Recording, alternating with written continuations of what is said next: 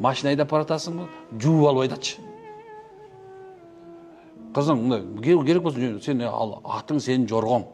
Сен субханалла мындай бириндай унаң, сени ушундай бир жерге жеткизе турасың. Субханалла, ошо да жакшымы? Таза кармак. Кооздукту турабы? Ошол мезгилде мисалы үйүң несе бул дүйнө жалган фани. О туура бул ким айтып атат сага субханалла түбөлүк калам деп. Бирок ушул деле мындай жалган дүйнөнү деле бир аз нормально жашап койсун. Заборун кулаган турат. Үйүңө кирсең эшигиң кыйшайып калган субханалла. О тиги жанагындай үйдүн ичине кире турган болсоң, о эмеңдин үстү баарын карасаң уже эскирип бүтөйүн деп калган.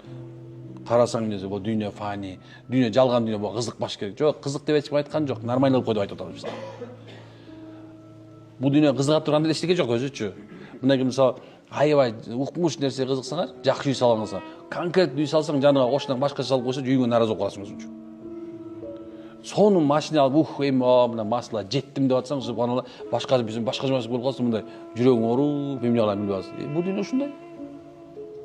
Бул дүйнө субханалла, ошон үчүн жалган. Биягына кылсаң, бияг ооз көрүнө берет. Бирок ошол колуңда болгон нерсени некен жамил кыл да.